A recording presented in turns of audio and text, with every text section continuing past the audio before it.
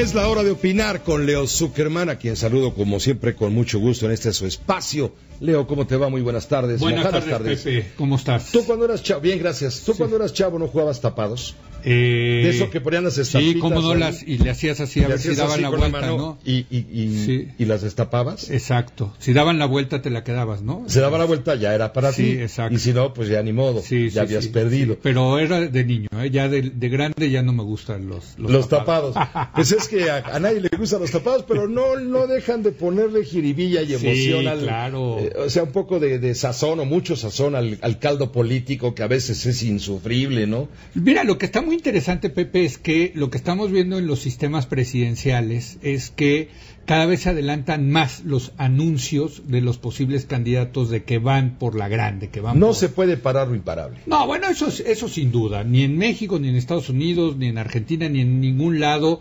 La gente, pues evidentemente, hoy en día es muy importante llegar a una campaña política con el famoso reconocimiento de nombre en las encuestas. Y para tal efecto, o eres alguien ya muy famoso que tiene, por lo tanto, ese reconocimiento de nombre, o te tienes que adelantar muchísimo para ir haciendo campaña y que la gente te vaya reconociendo. Como lo hizo Vicente Fox en 1997, Correcto. Que fue, digamos, el que inauguró los tiempos atrabancados de los tapados destapados. Y te quiero recordar que el otro que se lanzó seis años en la siguiente elección de manera atrabancada y muy adelantada fue Felipe Calderón, con su famosa destape del hijo desobediente frente al que era el candidato favorito de los Pinos, ¿no? Tanto de Marta como de Vicente. Ajá. Fox, que era Santiago Krill. Porque esa sí fue presidencia conyugal. Esa sí fue presidencia conyugal, así es, la pareja presidencial. Pareja presidencial, sí. Entonces, bueno, se lanza Felipe Calderón muy temprano, de hecho también después de las elecciones primarias, de las elecciones intermedias, se lanza bajo esta premisa de que él es el hijo desobediente y ganó. Sí, y ganó. Sí. Es que este asunto del destape y de que el presidente en turno es quien decide a su sucesor, etcétera, hace 30 años que no se da. No, eso funcionaba desde en el PRI autoritario. Sí, ¿no? Sí, pero con Carlos Salinas de Gortari, cuando él ungió a Luis Donaldo Colosio, bueno, ya sabemos en qué terminó la tragedia. Y quien llegó a la presidencia, nada que ver con Carlos Salinas de Gortari. Él ungió primero a Colosio y luego a Zedillo. Claro, y después Zedillo. Lo que pasa es que ya... Zedillo luego le volteó la espalda, ¿no? Pero ese fue el último, digamos, destape tradicional a la antigüita, porque si recordarás, 6 años después hubo una primaria del Partido Revolucionario Institucional, que los dejó muy divididos, por cierto, donde se enfrentaron, ¿te acuerdas? Roberto Madrazo y Francisco Labastida, ¿no? Y ganó Labastida. Ganó Labastida, que era el candidato también preferido de los Pinos, ¿no? Pero dejó muy dolido al PRI, muy fracturado. Ya luego el PRI, pues ya en los sexenios panistas, pues no tenía presidente para decidir. Ahí fue prácticamente, la primera se les impuso Roberto Madrazo, que fue un terrible para ese partido. La segunda, pues fue una coalición de gobernadores que prácticamente ungió de manera natural al candidato Enrique Peña Nieto, ¿no?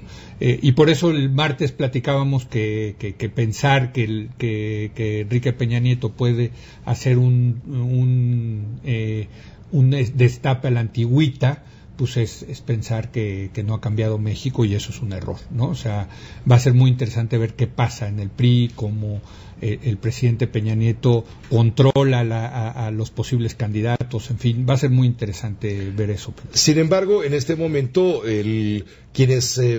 normalmente quien surge como candidato del PRI a la presidencia en cualquier momento, salvo en el caso de Peña Nieto, suele ser un miembro del gabinete. Salvo Peña Nieto porque el PRI no era gobierno. Sí, ni Madrazo. Es decir, los cardenales, la decisión del Papa es sobre cardenales. ¿Quiénes son los cardenales? Pues los secretarios de Estado. Eso era antes. Vamos a ver ahora. Eso era antes. Ayer lo hablábamos aquí con el secretario de Gobernación y nos decía, nosotros los priistas estamos sujetos a una disciplina. Sí. A la disciplina de ser funcionarios dentro del gobierno, y debemos ocuparnos justamente de cumplir los objetivos a los que nos comprometimos con quien nos designó.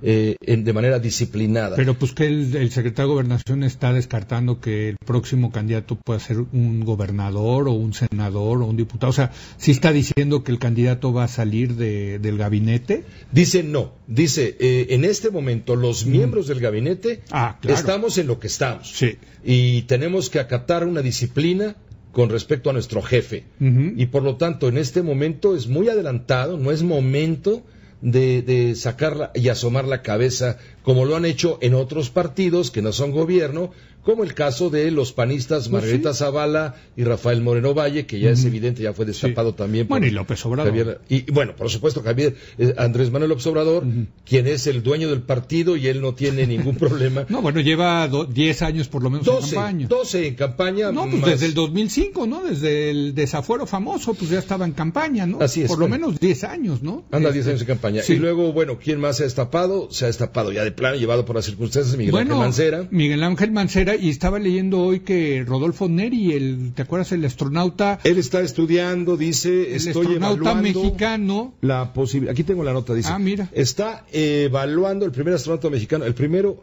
dijo que tendrá que evaluar si se lanza. No al espacio, sino como candidato al espacio de la política, como candidato independiente. Va a necesitar a la NASA, ¿eh? Hay mucho espacio, tan breve espacio en coincidir, ¿no? Pero bueno, así están las cosas. ¿Cómo ves Margarita Zavala, Miguel Ángel Mancera, que traen no Yo no daría por muerto a Marcelo Ebrard. Porque en política no hay cadáveres. No hay cadáveres, desde luego. Yo creo que lo que vamos a ver en los próximos semanas, meses, es el destape de muchas personalidades que van a buscar esta fórmula quizás de candidatos independientes, etcétera. Lo interesante de todo esto es, en estos tiempos adelantados, pues va a tener que hilar muy fino el presidente Peña Nieto para él decidir cuándo se hace ese destape, porque, a ver, corre el riesgo de que si lo adelanta mucho, que él pierda poder, porque en el momento tú lo sabes, que decida quién va a ser el próximo, su candidato sucesor, ahí empiezan a poder a perder poder los presidentes priistas. Pero si se retrasa mucho, corre el riesgo de que su candidato llegue tarde a la carrera, ¿no? A la carrera por la presidencia. Entonces va a ser hilar muy fino, muy difícil para el presidente Peña Nieto. Yo te diría, como te comentaba el martes, que yo empezaría a ver a quién incluye en la baraja, a ver si efectivamente abre espacios en el gabinete a otras personas de otros grupos políticos del PRI para darles juego dentro de la sucesión presidencial. Pero Pepe, yo quisiera remarcarte una cosa que es muy interesante, que es este fenómeno que se está dando en las democracias presidenciales. Donde también hay destapados ya. Y cada vez se están adelantando más. Hace poco la revista The Economist presentó una gráfica interesantísima que ponía los destapes en Estados Unidos. Bueno, ahí no son destapes, ¿no? Se lanzan, digamos, ¿no? O sea, hacen el famoso anuncio, I'm running for President of the United States, ¿no? El famoso anuncio de que voy por la grande, me estoy lanzando a candidato a presidente de Estados Unidos, y ponía históricamente cuántos días antes de la elección se hacía ese anuncio. Y lo que puedes ver claramente en esa gráfica es cómo cada vez lo hacen más antes, como cada vez. Porque la elección allá es en 2016, noviembre de 2016. Claro, y ya hay varios destapados, pero toma en cuenta que en Estados Unidos los ciclos presidenciales son de 4 años, no de 6. Entonces, si tomas en cuenta que prácticamente, que otra vez las elecciones intermedias de Estados Unidos se dieron el año pasado y después de las intermedias empezaron los destapes, Pepe. O sea, muy como en México está ocurriendo, allá también tiene que ver con una cuestión de recaudar fondos, de posicionarse, de rápidamente ser el favorito dentro de sus partidos. Ahí no existen las candidaturas. Sí existe la candidaturas independientes, pero es muy difícil. Ahí prácticamente hay 2 vueltas, porque la primera vuelta es la interna de cada uno de los partidos, del demócrata por un lado, del republicano por otro, y luego viene la elección presidencial. Hasta ahorita que sabemos, se han lanzado 4 demócratas, que son desde luego Hillary Clinton, ya no necesita presentación, el exgobernador de Rhode Island Lincoln Chafee, el exgobernador Martin O'Malley de Maryland y el senador Bernie Sanders de Vermont, que por cierto es el único político en Estados Unidos que se declara abiertamente como socialista, ¿no? Aquí ya creo que estamos viendo 4 pesos muy ligeros ahí frente a un peso pesado que es Hillary Clinton. No se ve por el momento algún Barack Obama como ocurrió en 2008.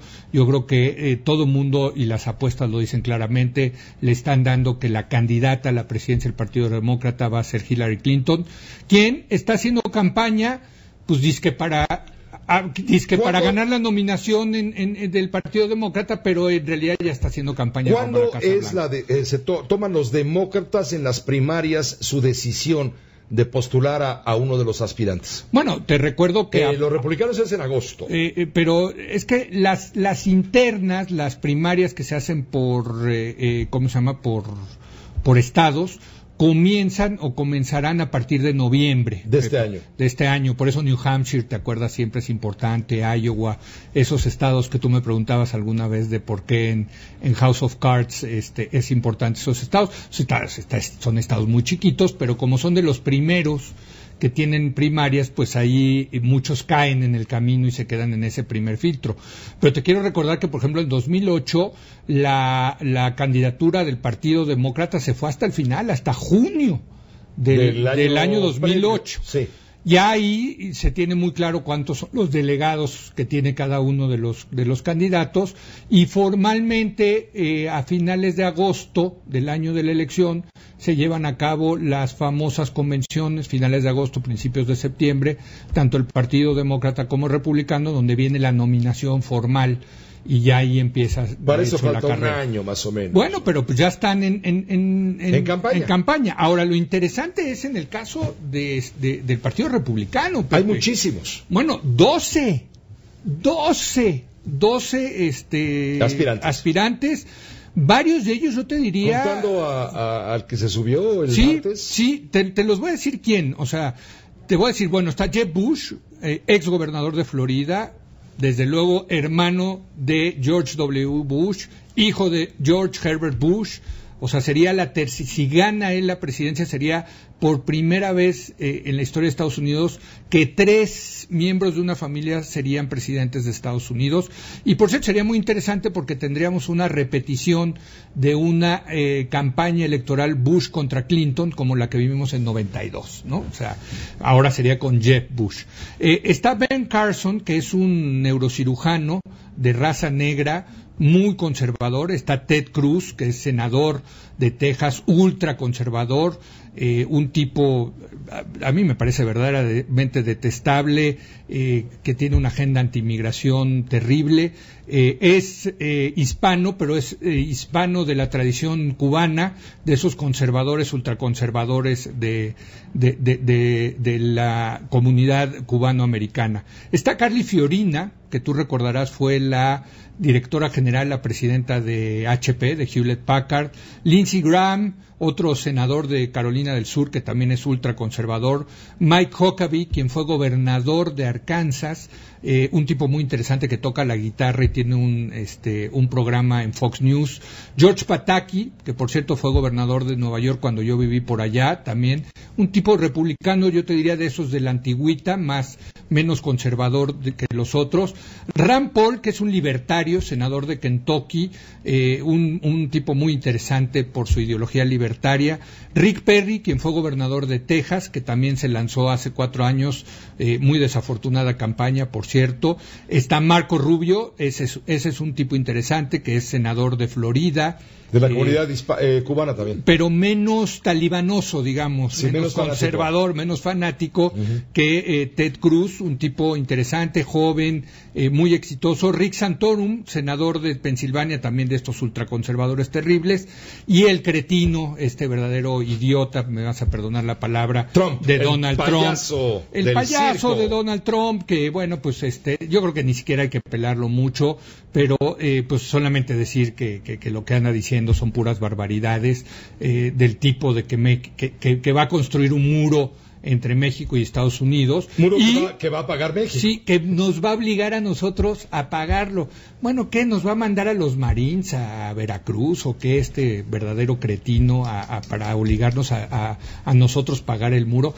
Mira, no hay que prestarle mucha atención. Este es un tipo, es un payaso, que por cierto hay que ver la historia de este payaso que ha hecho, que ha tenido malos negocios en México, que defraudó a varios inversionistas estadounidenses por un desarrollo que iba a construir en Tijuana, en las playas, en Rosaritos, en playas de Rosarito, ¿no? Uh-huh. En donde él decía que él lo estaba construyendo. A la postre lo que se descubrió es que en realidad él no era el que lo estaba construyendo, que a él le habían pagado $4 millones por promover el desarrollo. Por prestar su nombre. Por prestar su nombre. Los inversionistas se quedaron sin dinero, acabaron defraudando a una gran cantidad de inversionistas. Americanos sobre todo. Americanos, en fin, ha tenido él muy mala experiencia en sus negocios en México.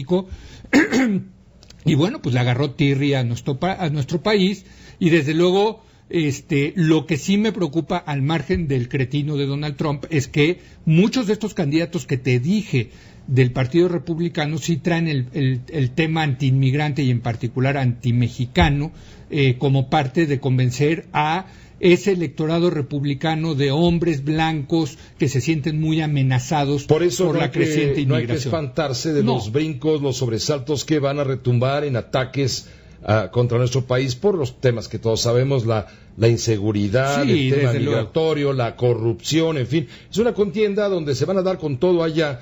Y bueno, nosotros no tenemos derecho ni a voz y por supuesto menos a voto. No, yo creo que sí tenemos derecho a voz y a opinar y a decir qué pensamos de esa elección. Desde luego es una elección muy importante para México, no tenemos derecho a voto, pero yo te diría, lo que sí también es muy importante decirle a la gente es que no todos los republicanos son iguales. Y yo creo que Jeb Bush sí es un tipo que es muy diferente, desde luego, al cretino de Trump, pero también muy diferente a Ted Cruz, a estos ultraconservadores. Jeb Bush, hay que decirle a la gente, está casado con una mexicana, mexicana nacida en México, habla perfectamente español, su hijo es mexicano, se considera como mexicano-americano, es un tipo en la tradición de George Bush, hijo, que entiende perfectamente que si el Partido Republicano quiere recuperar la Casa Blanca, tienen que recuperar el voto latino. La Casa Blanca de allá. La Casa Blanca de Washington. Sí, Pepe, ¿qué pasó? ¡Qué barbaridad! Una paleta, no, hombre. Por cierto, no han vendido, ¿verdad? Los derechos de la casa. O sea, a lo mejor si Jeb Bush no logra, pues se le pueden vender. Es que es la mansión maldita. Sí, ¿verdad? En este momento a ver quién es el guapo que la va a comprar. Si es del sector. Es que se pone en el foco el escenario. Sí, ¿verdad? Está difícil deshacerse de esa mansión. De la casa, sí, pues sí está difícil. Pero pues depende el precio, ¿no? También siempre dicen que en el mercado pues las cosas suceden dependiendo del precio, ¿no? Muy bien, Leo Zuccarman, pues ya hicimos un recorrido muy sabroso, no hay ni siquiera que preocuparse vamos a ver con un payaso que nos hace llorar de tanto reír. No, es un cretino. El vómito racista, xenófobo, sí. Bueno, porque no solamente le pega a México, también le pegó a China, le pegó a Japón, le pegó al radicalismo islámico. ¿Te acuerdas que cuando González Iñárritu ganó el Oscar, mandó él un tuit diciendo que los mexicanos todos éramos una bola de corruptos y criminales? ¿no? Criminal. ¿Qué te puedo decir? Es un racista. Vaya, en la Segunda Guerra Mundial hubiera apoyado a Hitler, así te lo pongo, ¿no? O sea, de esa calaña de los que se sienten superiores porque son blanquitos y creen en la raza superior y en fin, ¿no? Aparte usa un bisoñé ahí absolutamente ridículo y hace programas de televisión de reality, en fin. Lo que está buscando este cretino, pues es un poco las luces, los micrófonos, las cámaras, en fin.